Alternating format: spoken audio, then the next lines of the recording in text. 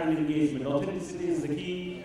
Brand engagement हर कोई बोलता है, लेकिन authenticity is what kind of separates the best from the rest. Is what I can say. That's exactly what we are going to be decoding in this session. We have some fantastic speakers joining us over here, ladies and gentlemen. This session is going to be, let me just make a quick announcement. I'll be introducing all the speakers first, and then I'll request our honorable moderator and the speakers to join me on stage together. Ladies and gentlemen, this session is going to be moderated by Sanjeev, Dassani, founder and partner, YUWEUS, and it's going to be joined on stage by Adgully, director and CEO, Institute of Personality and Image Management, IPIM, Anushmita Datta, who's a content creator, popularly known as Ms. Datta, Sumit Agarwal, MOC, Niti Aayog, LinkedIn Top Voice, Great Place to Work, Suparna Mukhalam, Head of Marketing and Brand Custodian, Kevin De Group, Rashi Rai, Director, Response India, and Ritusmita Biswas, Founder and CEO, Digital Brands. Ladies and gentlemen, lunch ke baad ka pehla session. Zor se taaliyon ki good for all our speakers. As I request them to please join me over here on stage. Can I please have all our speakers on stage with me, please? Give these fantastic ladies a big, big, big round of applause. Thank you so much. I see these men out there sitting. I'm feeling so jealous. Me and Sumit sitting with all 5 gorgeous, beautiful ladies who are smart, who are wonderful, and they are going to actually give you a deep insight on this wonderful topic which says redefining influence. How agencies and creators can co-create something worthy for the brands, right? And that too authentic. So before we start speaking, I'll just take a quick poll from you guys. I want to understand what you think. So just raise your hands if you have seen content posted by a creator or influencer for a brand online. Who has seen? For a brand, right? Oh, that's quite a number of people. Now raise your hands if you have seen or if you have been influenced to purchase or engage with the brand. Only a handful. I see 7-8 hands, but not as much as they have seen, but they haven't engaged. There comes to the topic of authenticity. So I'll straight away, not well in it further, I'll take it to the panelists. Suparna, I'd like to ask, do you agree with the response which has been there? The question is, how influential is the influencer route in ensuring authentic brand engagement? The toughest question in the group, is it? Okay, thank you Sanjeev and thank you Adgully. We use a lot of influencers to promote a brand because it's actually one of the best ways for a brand to be discovered. We've been doing this now for almost 4-5 years. It's been a great journey, however, it does have a flip side.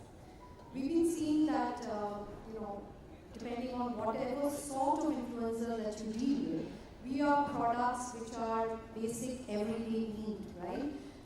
Even if it's a real estate project, or even if it's a milk or a doi or whatever is in the market, ultimately, while it worked for the first 2 years, after that we saw a trend that became very, very similar, slightly boring. It became very predictable.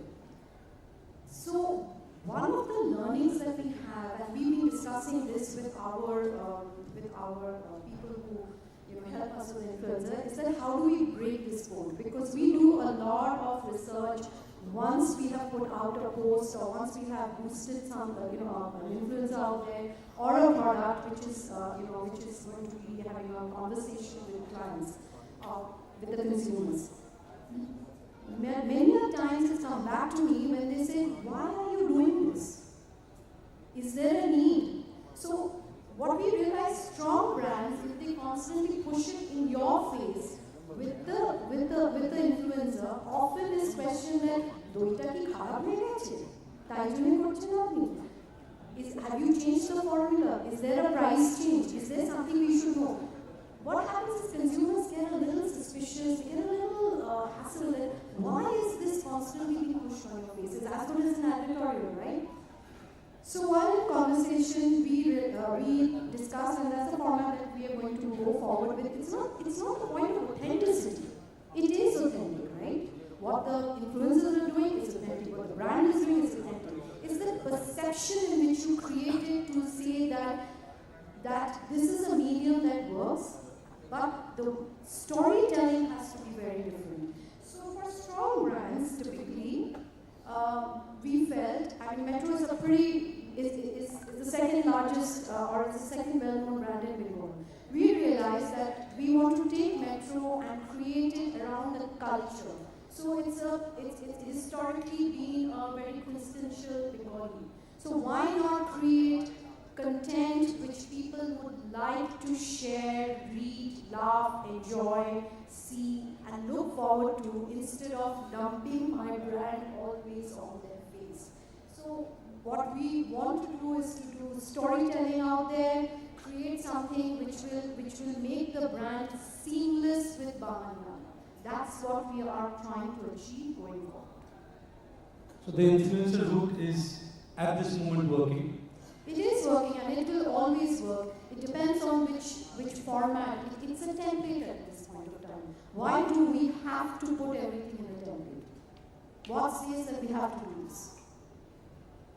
So I'll take it forward and put the next question to the content creator. We have Anushka on board, and so tell me, as a content creator, as an influencer, when you create content for a brand, what are the key things that you keep in mind? You interact with the brand people. There must be agencies in between. So how do you ensure that the content is genuine and goes and connects with the audience?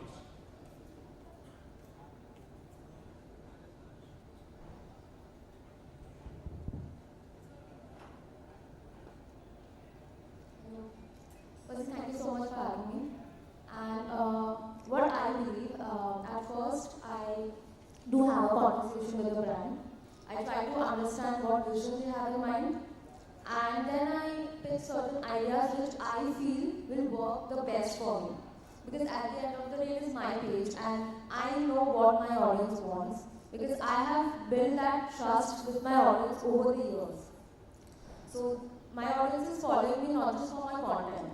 They are following me for my values, what I stand for, my aesthetics and everything. So I pitch ideas to them, which I feel is going to work. Now, this can go in two ways. Like, some brands are very adamant, is we want adsy videos. We want to stick to this pattern only. So in that case, it becomes difficult for us because we are not given that creative freedom to make the integration very seamless and very subtle, because nobody wants to see ads anymore. Like, we are seeing it everywhere. So instead of doing that, what I always try to do is make a story out of it. Like, for example, if you are talking about a brand like a tea or a rice brand, for example, I personally have certain IPs, I personally have certain characters. Like, I have a character of a Bengali woman. So if something of this sort comes in, so it becomes easier for people to relate. Because when we think of rice, the first thing which comes to our mind is a mother feeding their children or something like that. So I always try to, pitch it in a seamless way, so that it is easier for the audience to relate also, because this is happening in everybody's house. It is happening in my house, it is happening in your house as well. So the relatability factor comes into play.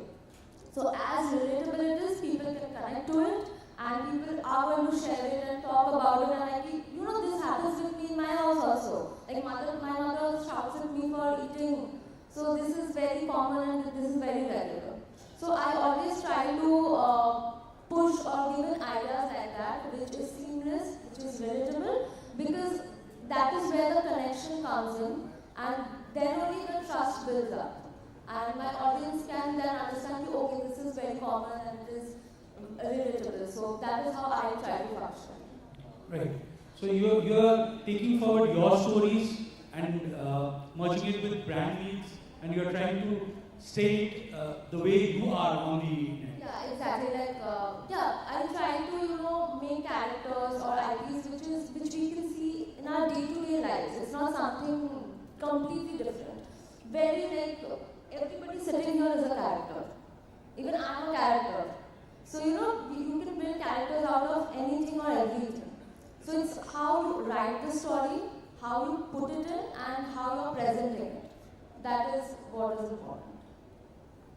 So I have heard a lot of brand custodians say that the entire influencer genre or the entire creators world is quite young, it's quite new, and they don't know much about brand positionings, brand strategies and stuff.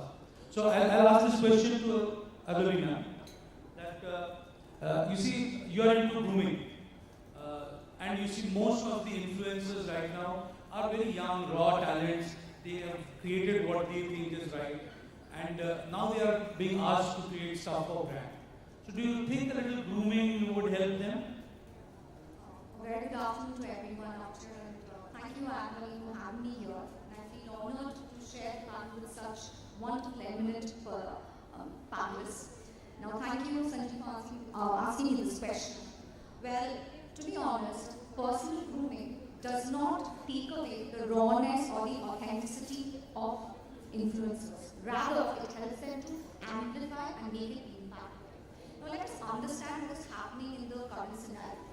In the current scenario in the influencer marketing, we see it's being rich with raw and unbridled talent. These raw influencers have created an organic community where they have been able to connect with the audience. Now, it might happen that these influencers might hit a plateau, but this can actually be stopped through grooming and proper refinement. Now, from the top of the mind, what is coming, the struggles that these raw influencers can face, they might not know the proper monetization and how to putting the brands properly. They might not know how to handle a crisis situation or professionalism and etiquette. So a finishing institute of grooming does not take away the authenticity. Rather, we help them to provide tools in their hands which help them to promote their craft, use their full potential, and be a differentiator. Personal grooming, it gives you the framework where they know how to tell the story properly. They know how to do the brand research properly, hone the skills to do the data analytics, right? It has to come in hand. So with what we also do in our training, we tell these young talent, young influencers to not give away their authenticity, but how do they communicate? How do they present themselves as personal brand? These are the things which is really important. Right, so I think a little grooming can help when it comes to brand stories. Their own stories are perfect, they are doing it, people are loving it for them. Let me broaden the content part a little more and ask Rashi a quick question. So Rashi is leading an iconic agency here. Who doesn't know Ram Ray, the late Ram Ray and his greatness, and Rashi is aptly leading that agency. So Rashi, you create ideas and content for multiple media, right? You're into advertising, you're doing a lot of other medium as well. So what is that different in approach when you create influential content for the traditional media vis-a-vis the modern media, which is the digital and influence media? I hope you can understand what I'm saying. I've got a very bad voice. I'm going to try to speak as little as I can. To us, all communication is the same. It's words and pictures and sound. Now the difference in creating for traditional, which is mass, and digital, which is more social, alive, because people are on the platform, is essentially an execution. So for social media, things have to be quick. You're speaking to a more personalized audience. You have the chance to change the communication, take it down.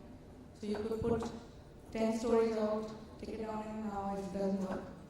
Do more of it if it works. It's something which she was saying, she creates characters in the stories that she makes. When it comes to mass media, you get one chance. So if it is a coding, you get one line, and 3 seconds. And you have to get it right. So that's the difference. Right. Suparna, I just want to ask you, being a brand custodian, do you plan the entire, traditional media and modern media approach differently when it comes to brand content? Yes. We plan it differently. See, the core thought of the brand remains the same. If you say that X is my core thought, how it manifests itself, like what Rashi said, is a matter of execution. But we plan it differently. We plan it that, on mass media, you try to say it all in one go, right? You do it, you put out all that is there. But the audience is completely different on digital. See, above 50, 60, or whatever, depending upon the age set that you are targeting at. If you're targeting a younger generation for the same brand, when you're doing a mass ad, you don't have you know that the entire mass is doing it, right? But on digital, it is completely, we plan it differently, we target it completely towards the youth. If that is what the brand needs, we do performance marketing towards it. We do the entire work of the geo-targeting, doing identity creation on digital, and we look at influencers which match our brand, not the kind of following that you have. Which is where she was talking about, that it is about a personality matching. It has to match my core thoughts. Right. Okay, let me take the digital part a little broader. Smita, I would like to ask you.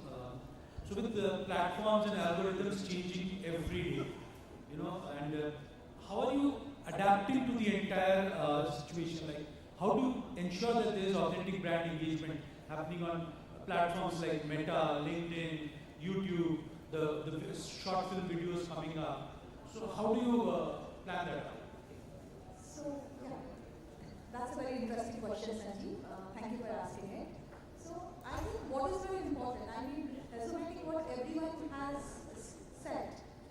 So, my influencer has to align to my brand story actually.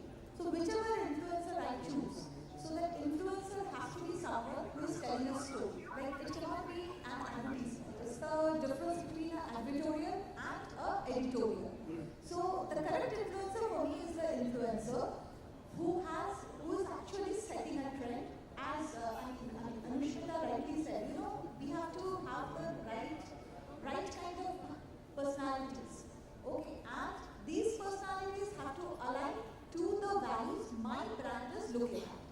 So whatever be the platform, be Facebook, Instagram, Meta, or LinkedIn, I have to find the right influencer who is the perfect match for the things my brand wants to say, but not in an advertorial fashion.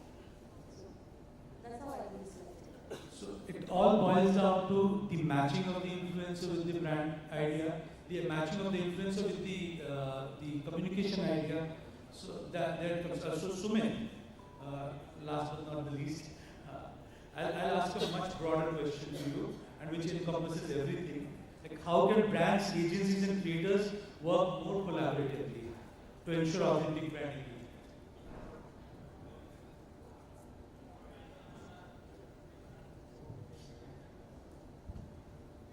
Yeah, good afternoon, everybody. I really hate the term influencers. What do we influence for? It has such a negative connotation. Why don't we collaborate rather than influence? I think influencers are not influencers, but they're cultural engineers, right? They change the culture. I don't think Vivekananda or anybody else needed a social media platform to do whatever they did, right? And one of the earliest influencers was Martin Luther Jr., right? Who led a movement. And I think all brands want to create the movement so that their ethos, their values are driven by a generation. Apple doesn't sell you iPhones, it sells you an ideology of technology. It sells you a brand, right?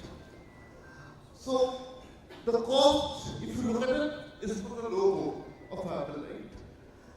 So, if we look at it, we have something called Guilford's alternative user theory.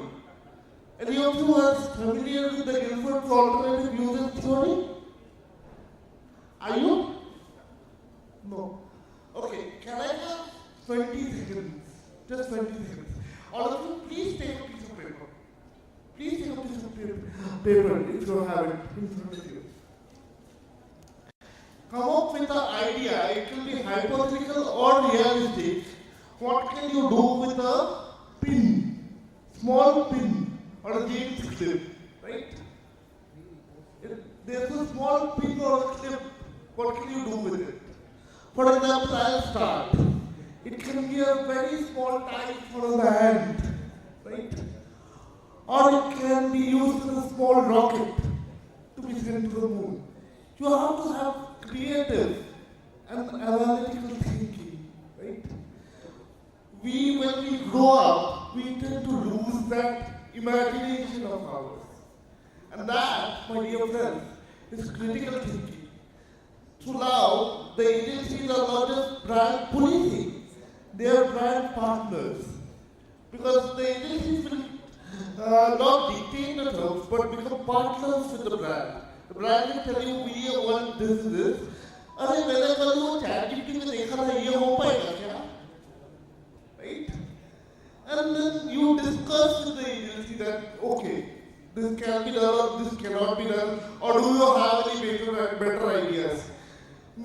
The brands want to be involved in the process now because they have AI tools. Whether that's a good thing or bad thing, that's a separate discussion altogether. But now, the brands want to be involved in the process, have more control, more autonomy. So, the time for, influence is over. It's a time for cultural engineering and collaboration. I think that's how the world will move forward. That's very well said. Cultural engineering, a new term for me as well. But I think that could be a way forward to going ahead. So I'll just ask a quick question to all of you. Just response in 20-30 seconds if you can. Is content creator marketing or marketing through content creator for a brand a fad or it's going to stay for a long time? Rashi. It's going to stay. And just a quick reason why. Because it's real. To me, it's very real. Because actual people creating what they want to create, which allows individuals to have a voice and become catalysts for brands. So it's going to remain. Suparna? It's going to remain because people believe. And when you have belief, it'll stay. It's going to stay because people love stories. And as long as stories stay, content will stay. And it's going to stay for a really long time. Yeah, because I think it's the most easiest form of communication we have right now. Everybody has a smartphone right now. So the way to reach out to people is huge. The numbers are huge. The reach is huge. So it's like one of the easiest way to reach out to a mass number of people. And again, go back to the choice. It's going to stay. Why? My reason would be because they have the human element. The human element, content creators, when you have the human element, you connect the audience very well. So that's it. There to stay for sure. It is going to stay, but in what form will it stay and how regulated it will be, I don't really know. Because there's a lot of AI influencers that are also going very viral. They don't really have a human element to it, right? So, when you are an influencer, when you are, teaching a generation, you can either make them or either break them. There are a lot of YouTubers out there whose only content is driven by Kali. I don't know whether that's a good thing or a bad thing. And they are one of the most subscribed YouTubers in the country. If you look at other YouTubers or Instagrammers, there's a lot of people who play pranks or people that gain a lot of subscribers. So you have to have ethics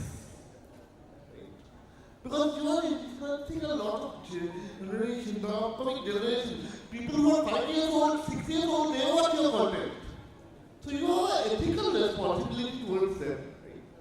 So if it is there to stay, it has to be within certain regulation, and it has to, there has to be that creative freedom, but you have to have a sense of responsibility in that, okay, I am a part of this nation or part of the world, and I owe it to myself and to others to, be authentic, but also be regulated that I shouldn't hurt the sentiments of other people or teach them something wrong in the process. Yeah, I think this entire session was very enriching. My thoughts on this is, the world has always been looking up to influencers. If I talk about the modern world, I think the advertising which we used to do, I'm from an ad agency background, so the kind of advertising which brands used to do, those are also influencing people. They sold products, they have done it. Then there came celebrities on board. They started saying that my followers should buy this kind of a product, and they have been selling. Now, the loved influencers who are very real and genuine and raw, they are the people who are attracting a lot of audiences, and brands are pushing their products to them. So every time there is a medium, and brands utilize that so that they can reach their story to the people. And I think it will continue. I don't know if it will be a fad, it will stay for a long time, or it will evolve with time. But I think in the present, it's working for everybody. And hope is it grows more genuine, because when once this audience becomes skeptical about the entire authenticity of the thing, that is where the things might change a bit. But I think everything happens good. I don't think so we have time for questions, no, not at all. So thank you very much, thank you. You have been a nice audience, and claps for the entire panel here. They have been wonderful.